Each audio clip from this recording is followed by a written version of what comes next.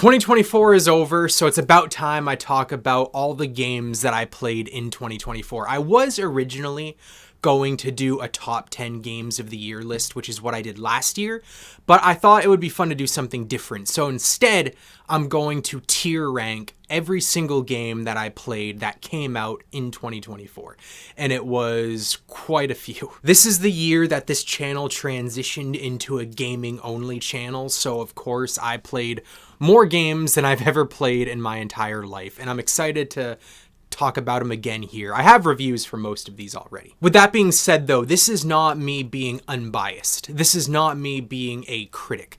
This is not me ranking the games and how I think that they should be ranked technically for the whole world. This is just me ranking them in terms of my personal preference, how much I enjoyed them in a completely biased, subjective way. And of course, I want to know what your favorite games of the year were, so let me know in the comments. But without further ado, let's get into the tier ranking because it's quite a long video. So at the very top, we have Gold Standard. That's reserved for games that were my all-time favorite games of the year. Games that I liked more than all the others. Games that are going to be tentpoles or pillars of my gaming collection going forward. Games that will live rent-free in my head. Just games that get to exist alongside my all-time favorites from years gone by. Underneath that is great games. That's for games that I thought were really, really great, better than most, better than average, but aren't necessarily my favorite games of all time. And then underneath that is good games. Games that I thought were, you guessed it, good. And then all right games. I don't have a tier for bad games because I don't think that I genuinely played any games that I would really call bad. I like to avoid games that I think are bad. I don't like to spend money if I don't think I'll have at least a little bit of fun. But underneath that, I do have a tier for didn't play. I'm not going to put every single game of the year that I didn't play on that tier. You're not going to see a whole bunch there. That's just for games that I really wanted to get to that I didn't have time to get to. But anyway, let's start with some of those games that I didn't play that I wanted to get around to. The first being Dragon's Dogma 2. Never played the original, but the gameplay for the second one looked really, really fun. The second being, let's see, Final Fantasy VII Rebirth right here. I'd never beat the original Final Fantasy VII Remake, though I do have a ton of hours into it, and I really like that game. I do plan to beat it eventually and then play Rebirth, but as of now, haven't gotten around to it. But let's start up here with Concord. A game that no longer exists. A game that I liked more than the average person. Again, don't consider this to be reviews of these games. And again, this is just my personal opinion. This isn't me ranking these games unbiasedly. This is just how much I personally liked them. And I liked Concord more than most people. I wish it was still around. Though the game was like trying to play violin with a rock. It desperately, desperately needed polishing. But I thought that I had a strong foundation, and I wish it was still around to play. So for me, personally, I'm putting it in good games. Next is Slitterhead, a game that my review for this actually performed pretty well. One of my best performing reviews, and I wanted to do a follow-up, but I just got so distracted with other games that were coming out around the time, and I didn't get to put nearly as much time into this game as I wanted to. So for now, I'm going to put it in good games. It definitely goes above Concord. It has the potential to be a great game. I thought the soundtrack was great. I thought the gameplay, the story that I experienced so far was really, really good. But again, I didn't get to put that much time into it. So I don't want to put it in great games because I just don't feel like I can say that with confidence. So as of right now, it's at the top of good games. Next is Funko Fusion. A game that I did not think I would like that much, but I ended up liking it a lot, and I played it for quite a bit more after I released my first impressions review. And it's better than an alright game. I'm going to put it in a good game. I didn't like it as much as Concord, but I did like it, and I think it's a good game. Next is Dead Rising Deluxe Remaster. Now, this is a game that I almost didn't put here because I don't put remasters on this list. Like, you're not going to see any other remasters here. But I did include the Dead Rising Deluxe Remaster because it changed a lot. It was pretty much a complete graphical overhaul. And it took a game that I really, really liked. I like Dead Rising. I actually played it for the first time this year. You can check out that video. But it took a game that I really, really liked, and it turned it into a game that I can say I loved. I might be in the minority there, but I like the deluxe remaster more than the original game. And because of that, I'm going to put it in great games. But again, I know it's technically a remaster. It's not technically a 2024 game. So there's a big asterisk next to it. You can completely erase it from your vision if you want to, pretend it's not part of this tier list. But I figured I'd include it since it did do more than just your average remaster. But let's go over here now. Let's do Retro Realms. I was really, really looking forward to this game. I love Ash vs. the Evil Dead. I love Halloween, and I was really, really excited to play this game. But it just didn't mesh with me. It's not the type of game that I liked, and I thought it would convert me into a fan of that genre. It did not do that. But I'm fully transparent in my review. I say it's a good game, but it just didn't click with me on a personal level. And so for me, it's the first game that I'm going to put into the alright category. Though I do fully acknowledge that for most people, it'll be higher. Especially if you're a fan of like the 16-bit arcadey sort of video games. You'll probably really, really like it. But next, let's do X-Defiant next. This is probably my most disliked video ever. People really did not like what I had to say about this game, but I was just being honest. I was just giving my opinion. And that's that X-Defiant was completely soulless. It didn't have a single unique bone in its body. There was nothing original about it. There was nothing that warranted me playing it over practically any other first-person shooter game. So it's going at the bottom of all right games. I definitely like Retro Realms more than it, so I'm going to keep Retro Realms above it for now. Still, though, with X-Defiant, I wouldn't say it's a bad game. You know, like, a bad game is a game that you would spend $1 on the PlayStation Store or on a cell phone, and it would brick your system. But next, let's do Killer Clowns from Outer Space. I'm a huge fan of asymmetric horror games. I love Dead by Daylight. I love Texas Chainsaw. I like Texas Chainsaw Massacre. I liked the Evil Dead game. And I thought Killer Clowns from Outer Space would be a game that would stand out on its own. And in a way, it did. You actually get to fight if you're the survivors against the killers. So it does have a unique aspect about it. But when it comes to asymmetrical horror games, my interest in this game dropped so much so quickly, and I haven't even been tempted to return to it. And that's disappointing because I'm someone that really, really loves that genre. I'm someone that thinks that genre is far from burnt out. So that's saying a lot about how little potential I think the game has going forward, though I did really like it for, 10 hours. But with that being said, I'm going to put it in all right games. I am actually going to put it above Retro Realms because I think Retro Realms is technically a better game. But for me, I think I'm going to return to Killer Clowns before I return to Retro Realms. And replayability is a huge factor for my personal enjoyment. Next, let's do Mario and Luigi Brotherhood. Unfortunately, this is another game that has to go into didn't play. I really wanted to play this game. It may have been one of my favorites of the year. But as of now, haven't gotten around to it. And same with Stellar Blade. But as of now, I think that's the only 4 that's going to be in that category. And those are the 4 games I wanted to get to the most that I didn't get a chance to get to. There may be another one I'm forgetting, but I don't remember. Now let's do Banishers Ghosts of New Eden. This is a game that I liked good enough. I did a review for it, but as time has went on, I haven't been, tempted at all to return to it. I thought the story and the characters were decent enough, but the tone was a little too somber. And I like somber things. I like things with a somber tone, movies, books, games, what have you. But I need to care more about the story and the characters to pull me through that somberness. And that's just not the case with Banishers, though it does have decent gameplay, nothing unique, nothing groundbreaking. It did have some pretty cool things about it. It's definitely worth like 10, 15, 20 bucks, and I would recommend it to a certain amount of people, but for me, I'm probably never going to go back to it, so it's going to go in all right games.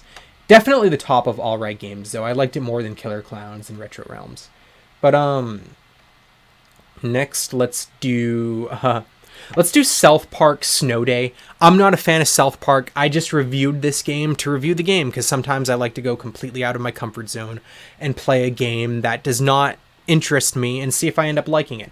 And Snow Day has a little bit of sentimental value to me already, even though it just came out this year, because where I live, it was a snowstorm and we lost power and it was snowing so much. There's probably like 2 feet of snow, maybe even 3 feet of snow outside. And I was desperately hoping power would come back on because we lost power. And I wanted power to come on because it was the release day of this game.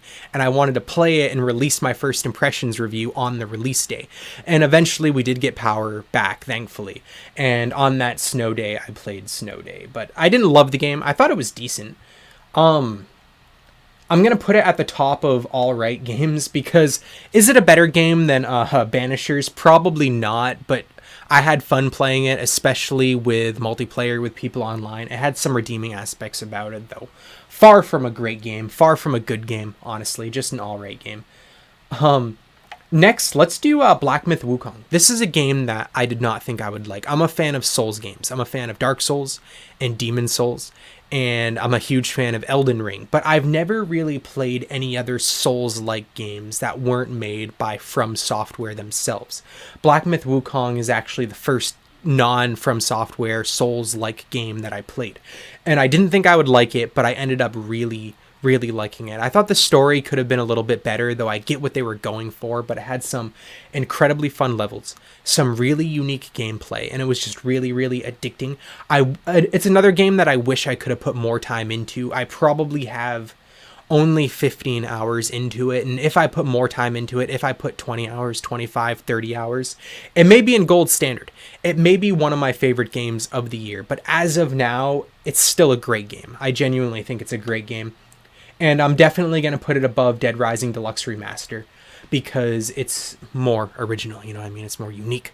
Dead Rising Deluxe Remaster is just a remaster. But now let's do Skull and Bones, a game that, God, how was it that mediocre being in development for that long? It was honestly kind of embarrassing. I did like it a little bit playing it with another person, playing it online, just kind of having fun. But still not great. It's definitely just an alright game. It's probably the top of alright, though, because I'll probably return to it before I ever return to any of these other games. And again, you'll hear me say this a lot, but replayability is such a huge factor of my enjoyment of a game. So that's why it's above everything else in this category. Though, looking at it, putting it above Banisher's Ghosts of New Eden is just crazy, because don't get me wrong, Banisher's Ghosts of New Eden is a far better game. Some decent acting, great game, not great gameplay, good gameplay, and you can just tell that there was a passion put into the story and just put into the project overall. This is just my personal preference, though.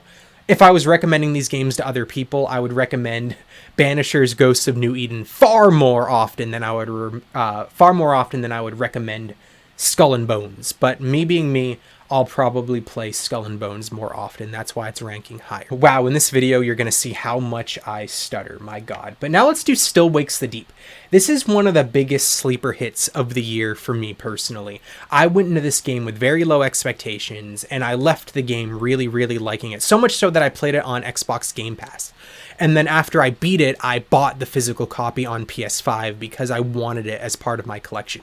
And I'm not typically a fan of just walking simulator horror games with a little bit of stealth, horror games with no combat in it. Generally speaking, I don't like those games, but Still Wakes the Deep was so unique. It had some of the best performances, vocal performances from voice actors of the whole year, and it's a game that I would highly recommend to people if you're a fan of horror games, especially if you're a fan of those combatless walking simulator horror games. Though it's not a great game, I wish it was a bit more unique. I wish it had maybe a little bit of combat. I wish the stealth sequences were a little harder, but the story I've thought about consistently ever since I beat it, and it's a game that I will return to. The setting, the atmosphere, the tone of that game was on point. So for now, I'm probably going to put it in good games. I'm going to put it underneath Slitterhead for now, because Slitterhead, even though I played it less, I beat Still Wakes the Deep. I haven't beat Slitterhead, but from what I've experienced with Slitterhead,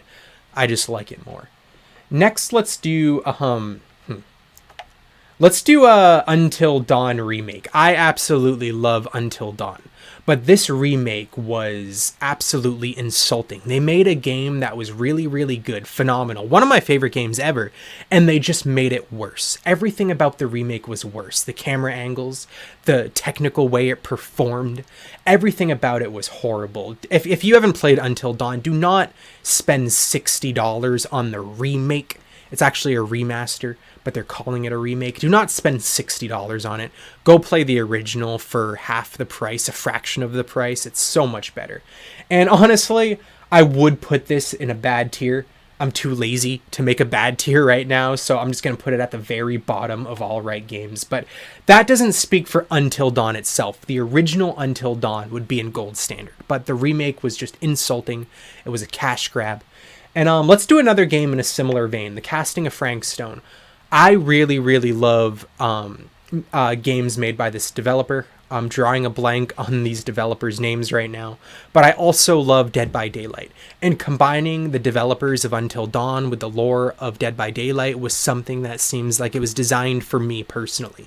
And I did really like the game. It's probably my second favorite game by those developers behind Until Dawn. But with that being said, as time has gone on, I like it a little bit less than I did when I made my initial review. I still really, really like it, but I think it has a lot of imperfections. I think it could have been better in a lot of ways. So for now, I'm going to put it... Okay, it's going in good games. It's definitely underneath Slitterhead.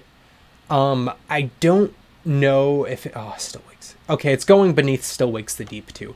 It's better than Still Wakes the Deep in a lot of ways, but for me, Still Wakes the Deep is a game that's just gonna live in my soul a lot longer, and it's a game that I'm going to replay more often than The Casting of Frank Stone, even though The Casting of Frank Stone is designed to be replayed and Still Wakes the Deep really isn't. Next, let's do Welcome to Paradise, another sleeper hit of the year.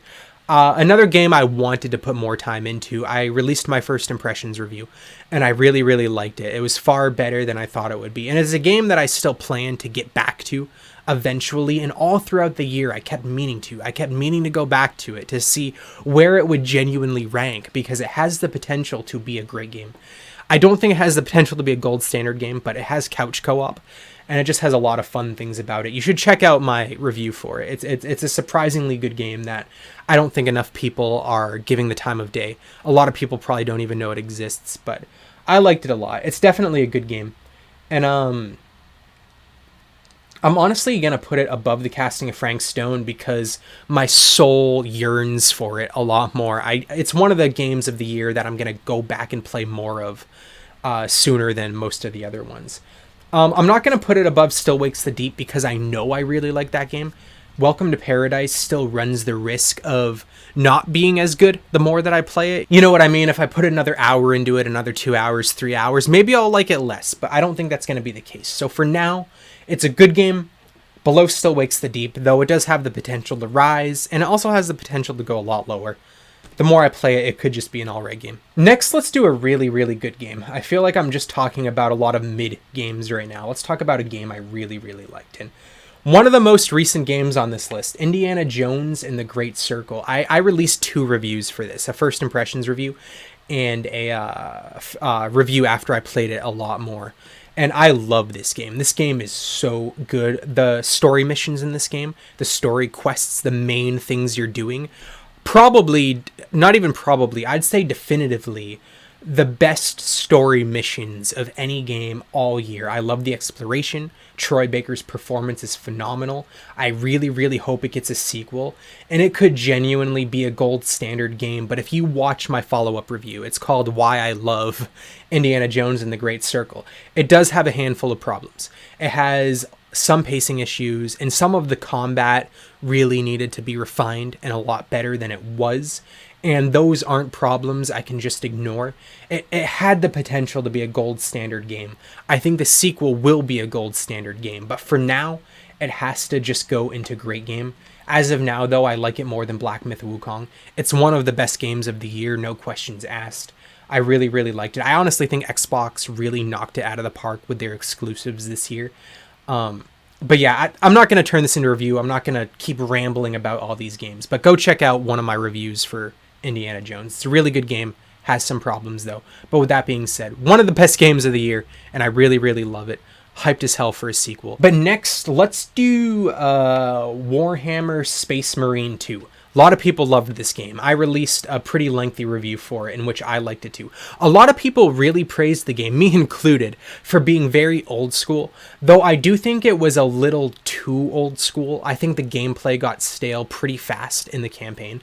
And if I was just talking about the campaign, honestly, it might only be at the top of all right, but because it had that multiplayer, which wasn't great, but just the fact that it included it, plus the other things about the game, I'm forgetting what they're called in the game, but the other side missions you can do with people online, that really raises the game, plus the lore, the world, the sound design, just the punchiness. And I know I just kind of criticized the game for being a little too old school, which I do stand by, but the old school things that it did right, it did really right.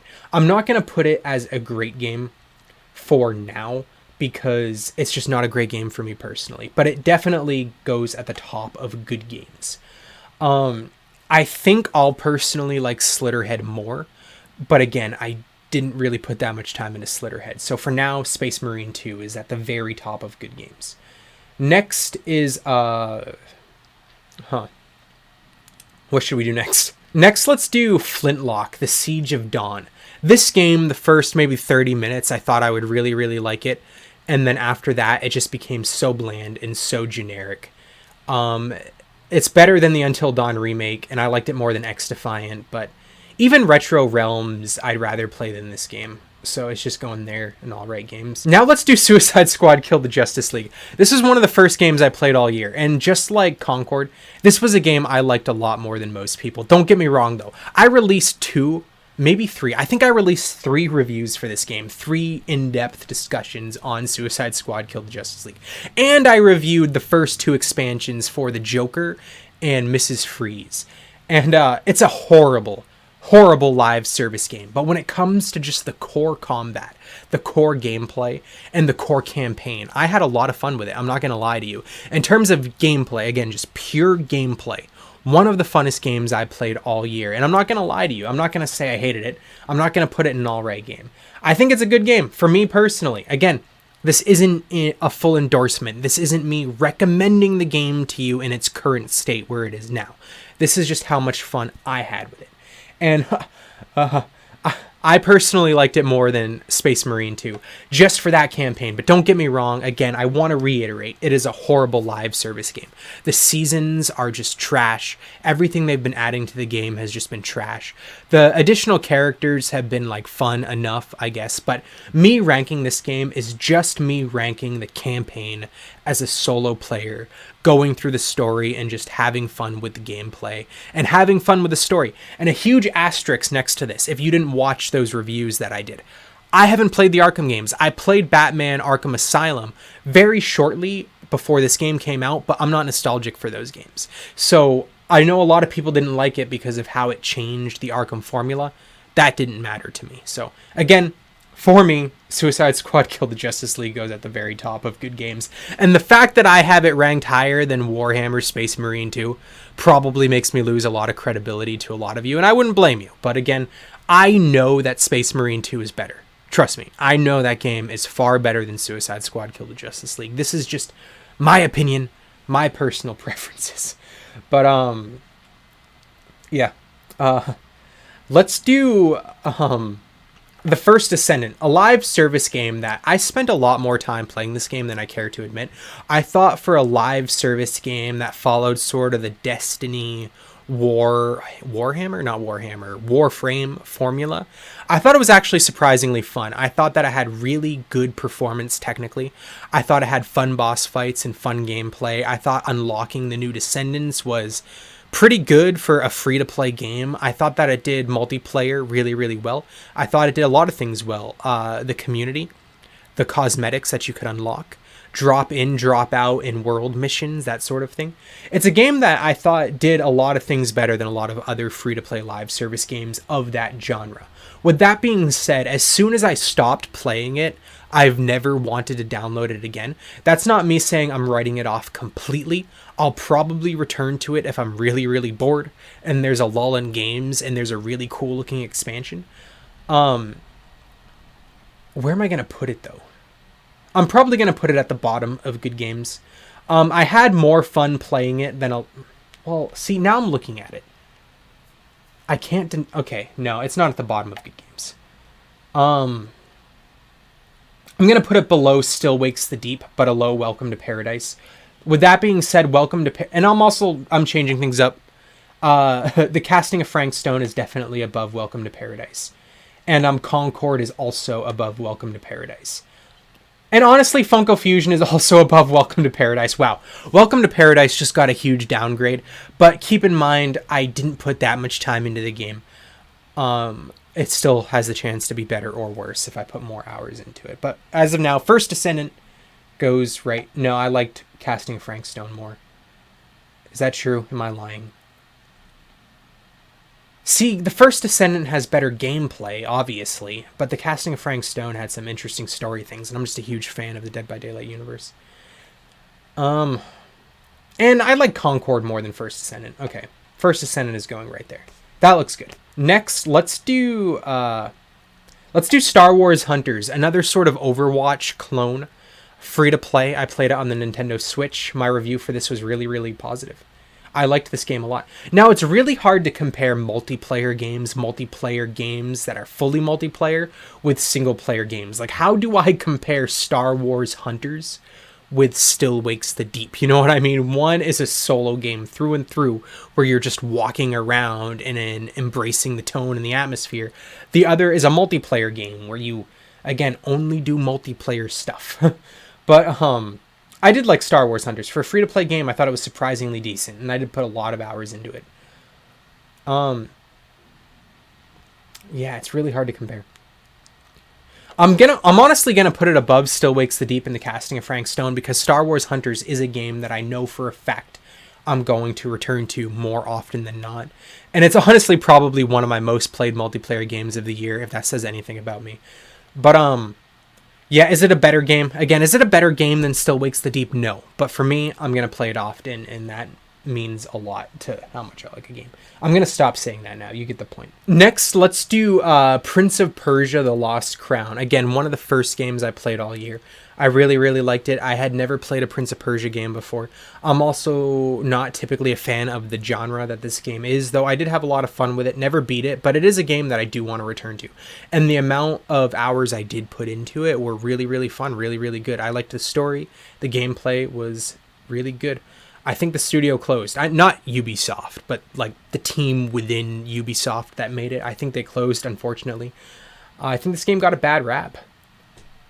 I'm not going to put it in great games, though, because I didn't love it. I just liked it. Did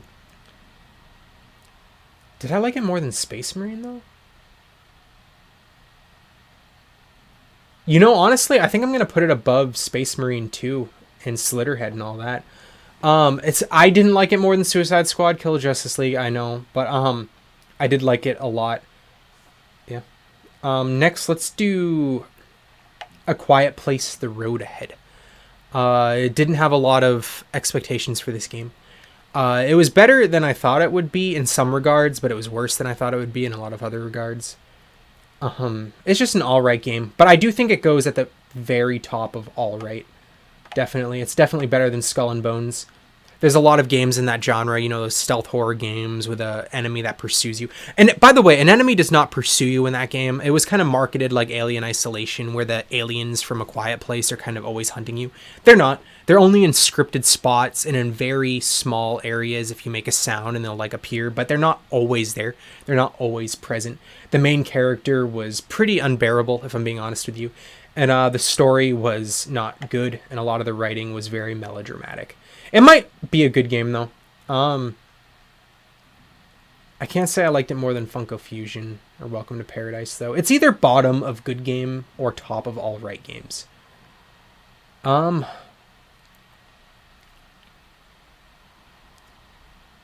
now, I'm gonna put it at the top of all right games. It might go to bottom of good later, but for now, it's at the top of all right games. Next, let's talk about Stalker 2, another game that came out either late November or early December.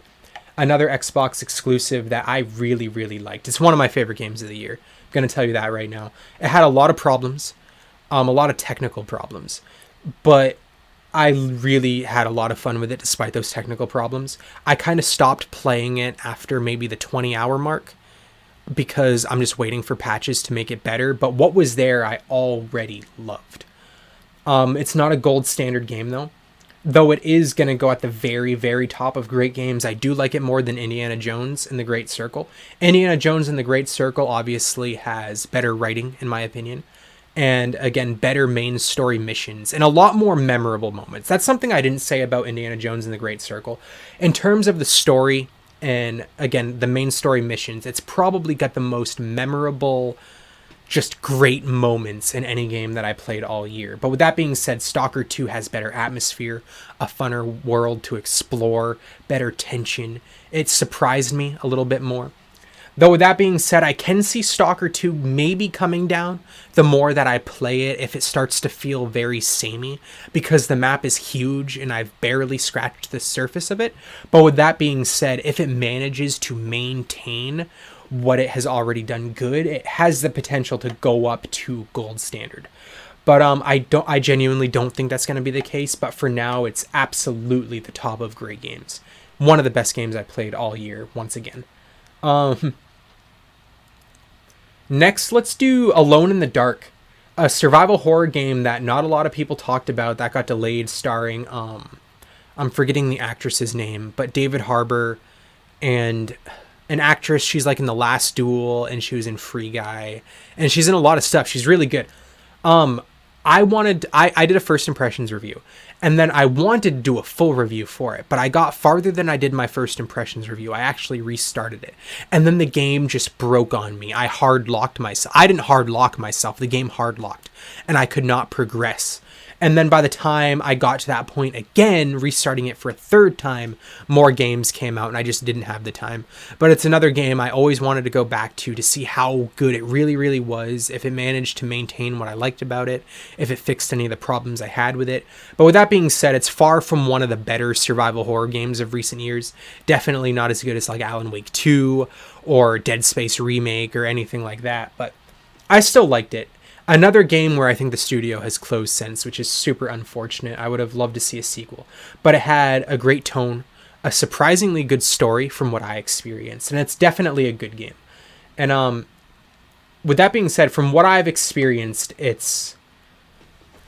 See, this is another thing where, like, I feel guilty seeing Suicide Squad above it. But I'd be lying if I said I just didn't have a blast playing through the campaign in terms of the core gameplay. But Alone in the Dark, once I beat it, has the potential to be above Suicide Squad, but it's definitely never going to reach the great game territory.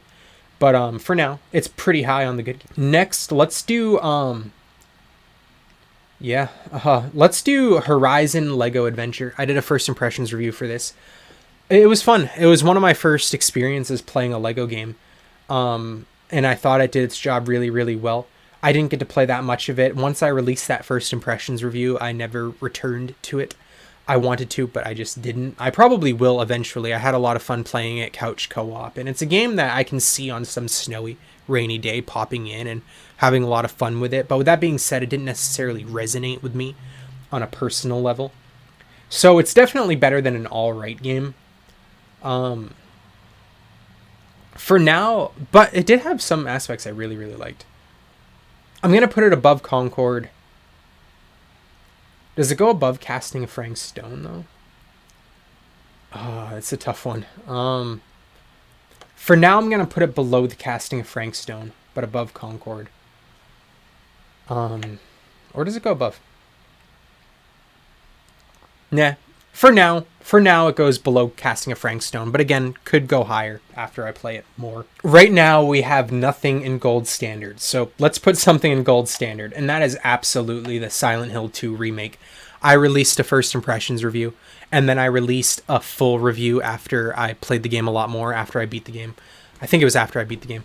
And it's my best performing video on my channel. I got a lot of subs from it, a lot of love from you guys in the comments. I love the Silent Hill franchise, and it's just so good to get a good Silent Hill game a decade after the last one of Downpour.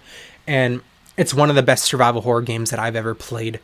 My favorite performance of the year with Luke Roberts playing James. Some of the best supporting characters in a game ever. Some of the most memorable scares. Definitely one of the scariest games that I ever played.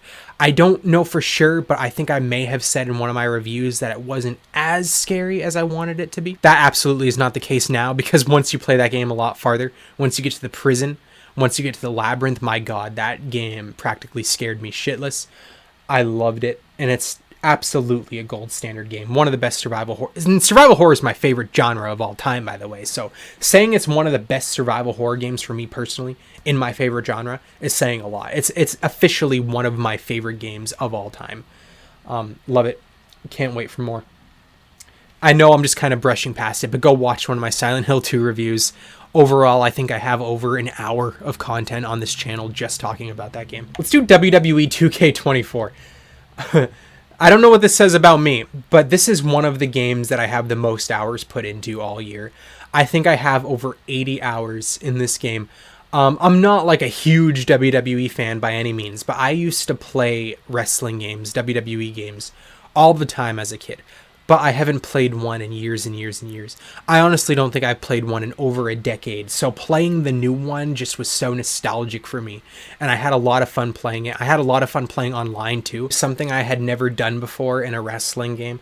And again, don't get me wrong. I know WWE 2K24 is not technically a great game. I'm sure to some people it could be considered a great game if you're like into that genre and you're ranking it amongst its own genre and very similar sports games, you know what I mean? But like, I know it's not technically as good of a game as like, I don't know, Horizon Lego Adventure, but I had more fun playing it. And again, this list is just my personal list. It's not me being unbiased. I'm sure you're sick of me saying that by now, but with that being said, yeah, it's definitely going right there. It's going underneath Slitterhead, but above Star Wars Hunters. I'm sure any WWE game of recent years could have been there. Had I played 2K23, I'm sure I would have said the same thing. I'm sure if I were to play 2K25, but not this one, I would have said this next year about that game. But it's just sort of an isolated game for me where I'm just comparing it amongst itself. Yeah. Next is Helldivers 2, a game that kind of took the whole world by storm. I don't think anyone was expecting this game to be as good as it was. I had a lot of fun playing this game for about 15, maybe 20 hours, but something about it, once I hit the 20-hour mark, I just kind of felt like I experienced everything that game had to offer. I know the game has added stuff since. I know that a lot of people are still liking that game. I know there was some sort of controversy between the fan base and the developers for some reason. I don't know what. I think something to do with the meta, like them nerfing or buffing something. Just some reasons like that was between the fan base and the developers. But with that being said, it's not a game that I necessarily am eager to get back to, but if they release like a really decent expansion that looks like it gives you some very new things, I'll definitely give it another try. And the time that I spent with it was really, really fun. So I'm going to put it below 2K24 and above Star Wars Hunters for now. It's technically one of the best games of the year. I believe that. Like, if this was me being non-biased, and this was just me being a full critic, which I am not, it would definitely go probably in great games. But for me personally, as of now, it's just below 2K24, but above Star Wars Hunters. Next, let's do Hellblade Senua's Sacrifice? Or Senua's Saga. Senua's Saga Hellblade 2.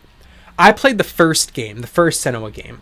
I played earlier this year. I released a video for it. You should check it out. And I didn't think I would like that game that much, but as the game progressed, it stuck with me. And I love the first Hellblade game.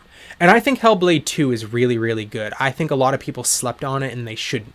Don't get me wrong. It is a really great game. But with that being said, I think every aspect about it is a step down from the first one. I think the narrative is not nearly as interesting. I think the level design is not nearly as good. I think the combat isn't nearly as fun. Yeah, the audio design, even though it's good, is not as impactful and it's not as memorable and it's not as spooky as the first one. I think the first game is genuinely one of the better double A games I've ever played. And I had high expectations for Senua's Saga. And it It didn't do anything better than the first game, and that is unfortunate. But with that being said, like I said, it's still a good game. I still think a lot of people should check it out. It's still really, really fun, and I think it's a solid sequel, even though it's a step down. And so with that being said, it's not a great game for me. It's definitely a good game, though.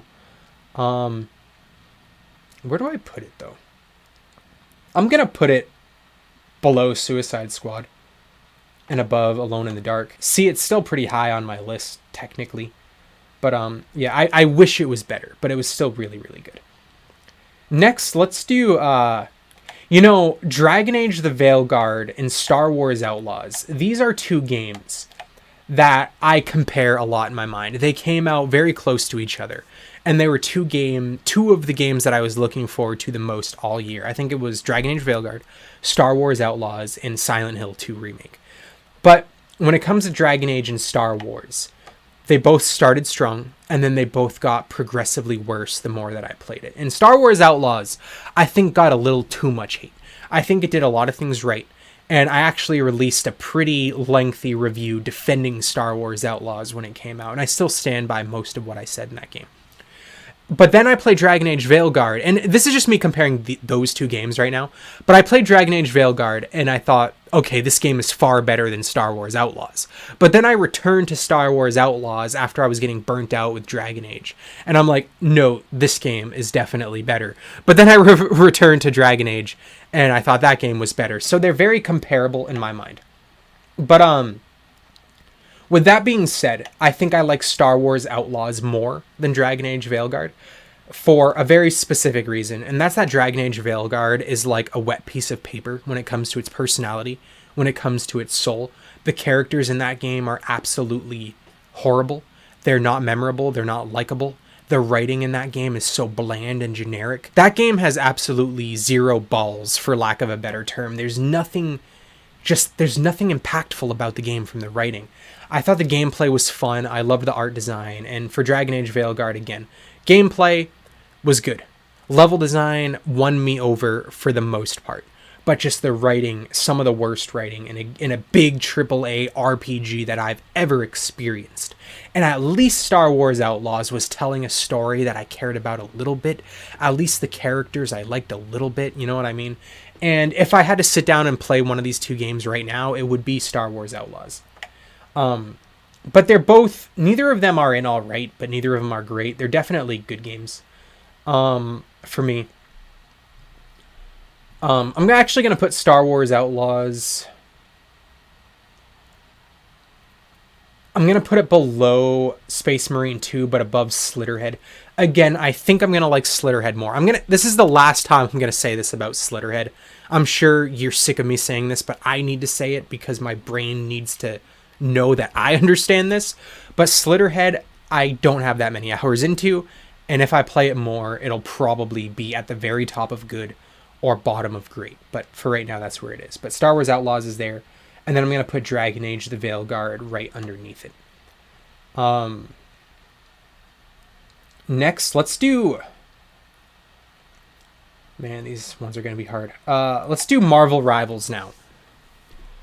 Might get a lot of flack for this. I might get a lot of hate. Maybe you'll support... Maybe you'll support... Why can't I say that? Maybe you will support my decision. Maybe you will support my decision. I don't know. But Marvel Rivals, for me, is a new gold standard multiplayer game.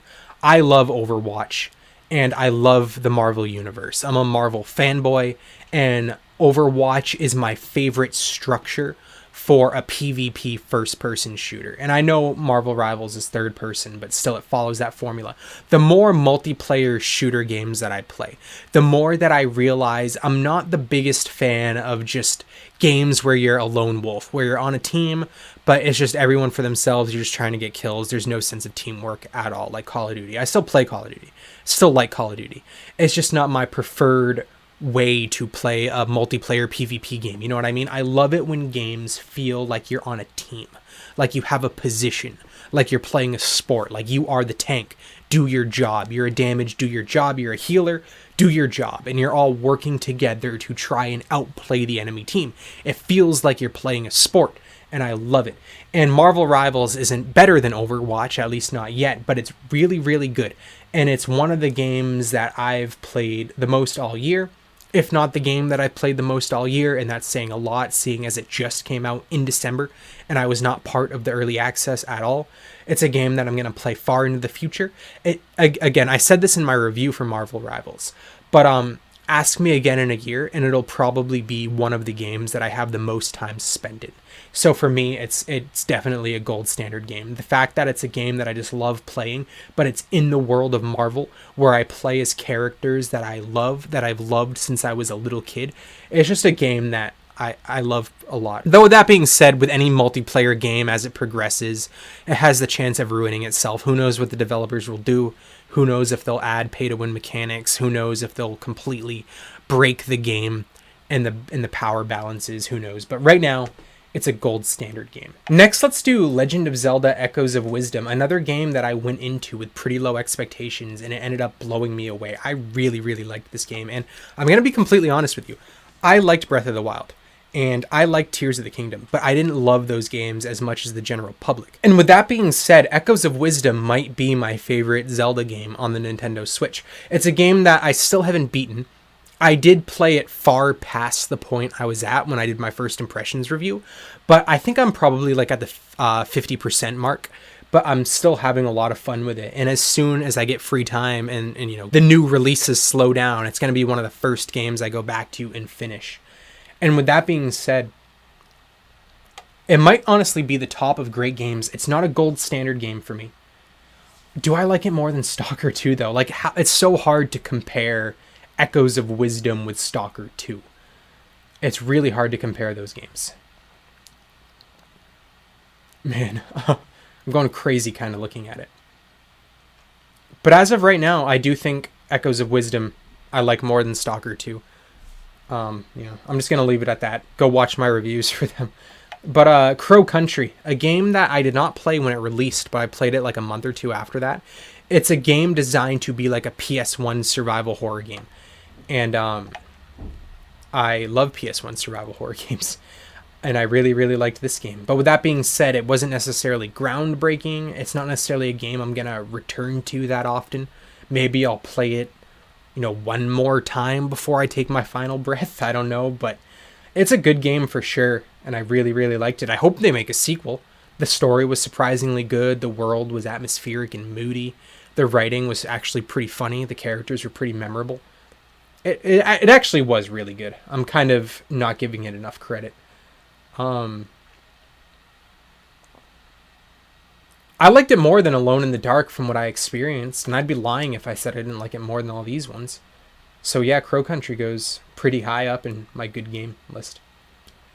Next, let's just do these last two. The Outlast Trials. I played that game when it came out, and it was really, really fun. It's a game that I've been wanting to return to. I didn't play through all the trials that are available, but for a multiplayer horror game, I think it's super unique. And it's a game that I want to play more. I don't love it, but I like it, and it's a game that I'm going to return to here and there. So with that being said, dang.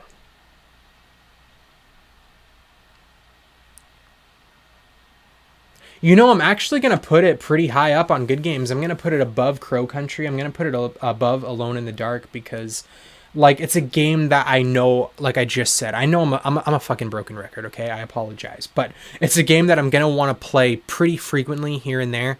I haven't played it since release date, so I know that contradicts what I just said, but I know. Just give me a rainy day. Give me nothing else to do. And I'm going to have fun playing that, especially if I play it with, headset, and I play it with someone I know, and we're just having fun trying to figure out these trials. And it was pretty freaky, too. And it had a pretty good community at launch, too, the people that were playing it online and headsets. Really cool community. Don't know if that's still the case. Don't even know if the game is still populated. But from what I experienced, one of the better multiplayer games of the year. And then Astrobot, gold standard game. I absolutely love Astrobot. It was the game that made me the happiest all year. I don't think there was a single moment in Astrobot where I didn't at least have a little bit of a grin on my face. That game was so fun, so addictive. I loved the world. I just loved everything about it. It was a love letter to PlayStation. It was a love letter to just video games in general. The music, the gameplay. At first, I played the first like solar system. You know how there's like 5 or 6 galaxies in the game? Played the first one and it was fun. I really, really liked it. But I thought it would get old kind of fast and it would lose steam. But then I got to the second universe and I got about halfway through the second universe and the game got harder and more difficult and the levels got more elaborate, and I realized that this game is going to progress in its difficulty in a way that keeps it fresh as much as you play. I loved going through it. I loved completing everything. I have not platinumed it yet, but it is absolutely a game that I am going to platinum. And again, that's saying a lot because I do not care at all about platinuming games. Now let's actually look at this to make sure this is right. Now, first let's start with gold standard.